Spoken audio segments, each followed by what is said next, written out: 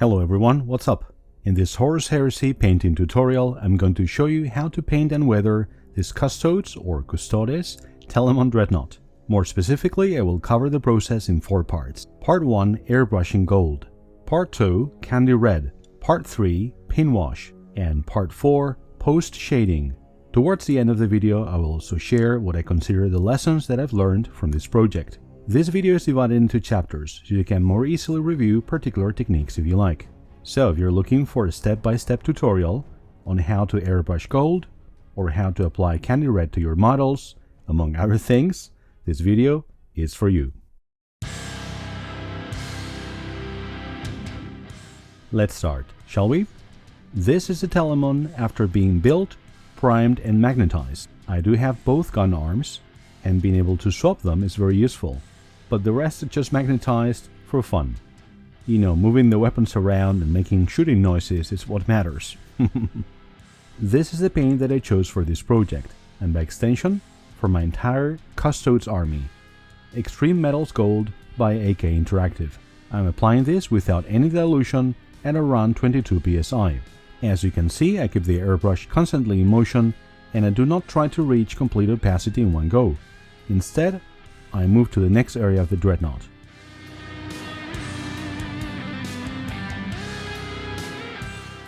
Another thing you will notice is that rather than spraying in bursts, I do so without much trigger pressure, but almost continuously. With an acrylic paint, that would be asking for trouble. But this is an enamel paint, and as you can see, it is very forgiving and an absolute joy to airbrush.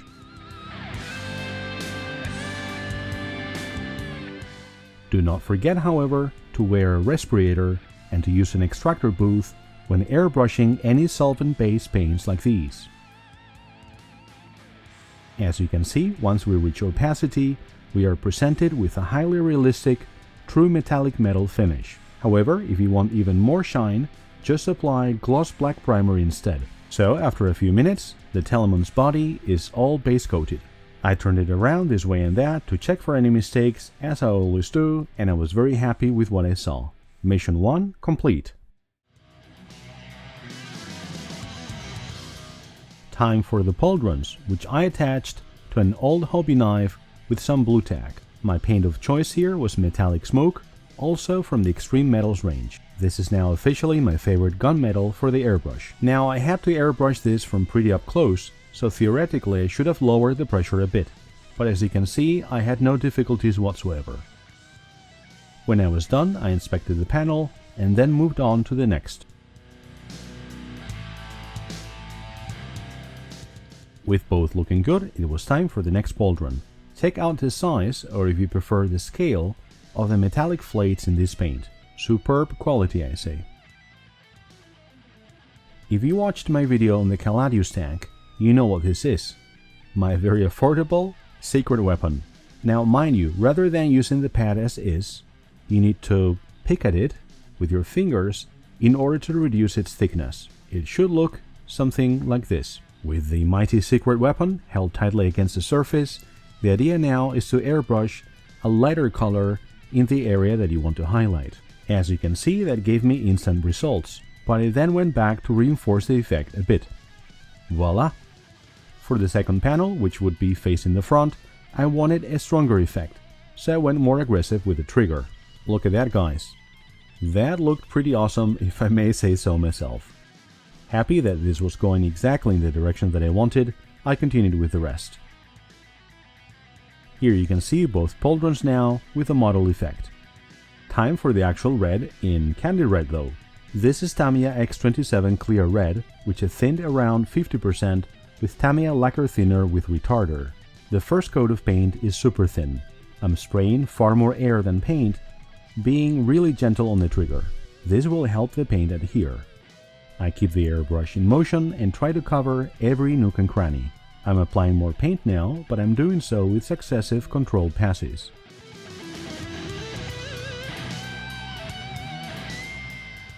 This is the third coat now. As you can see, now the red is really starting to gain opacity. And this is the fourth and final coat. And here you can see the results. Let's try that again, shall we? First the initial coat, also known as tack coat, then a second pass, and then a third, and done. And here is the finished pauldron. I must say that I was very happy with the results, in particular with the contrast between the shaded areas and the modeled ones.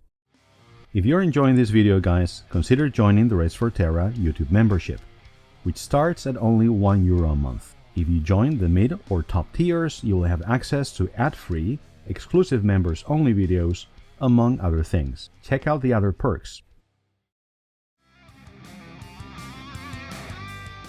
So this mighty beast is the Telemon after all the base coating was finished, including painting the engravings and the bolts and the pauldrons, which I did by hand with Tamiya X12, a great gold paint recommended to me by my friend and old student, Oban.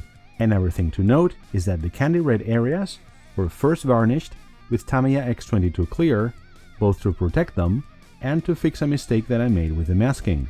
More on that in part 5 if you want. As you can see, it was all looking pretty good, but obviously lacking contrast. Enter black wash by Ammo. Since I hadn't used it in a while, I got my trusty Badger paint mixer in order to agitate it well. I then decanted some wash and thinned it as I always do, giving it a good mix and checking for consistency. Armed with my Ammo liner brush, I started to apply the wash to the imperial iconography on the torso. Now I'm afraid I don't have a ton of footage, as I just kept sticking my head into the frame, but as you can see, the wash worked really well.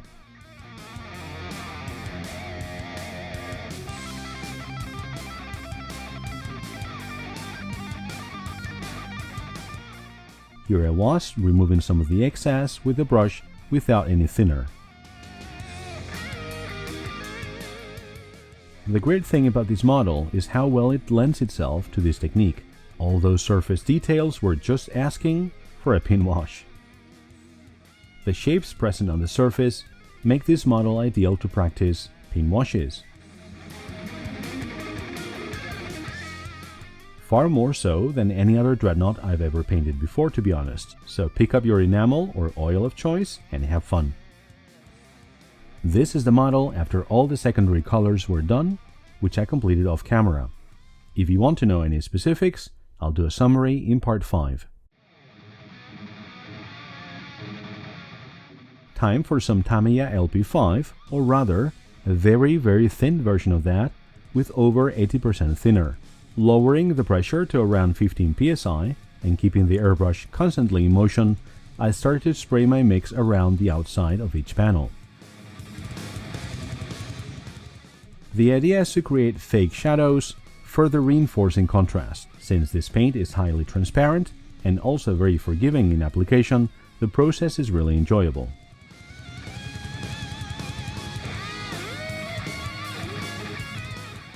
In terms of tone, this is a brownish black, I would say, which in my opinion goes very well with the gold.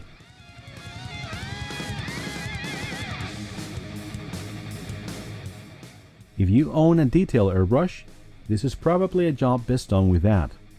In my case, I'm so used to my 0.5 Patriot that using anything else actually means taking more risks for me, rather than less, if you know what I mean. Okay, so let me share some lessons that I learned during this project. And by that, I mean mostly mistakes, which you can also learn from. The first one had to do with masking. Now this looks very well masked, doesn't it? I took great care masking it, and this made painting that trim way easier. However, pay attention to the way that the candy red area looks when I remove the masking paper. Do you see that? Even though I let the candy red cure for 2 days, yes, 2 days, while I did other stuff, it totally lost its outer gloss layer when I peeled the masking tape off. So lesson number 1, Tamiya clear paints are super soft, even with lacquer thinner. So varnish before masking, don't make my mistake. The second lesson has to do with the gunmetal gray on parts like the arm and leg joints. Now it worked well enough in the end, but I stupidly painted those after I had gloss varnished the entire model.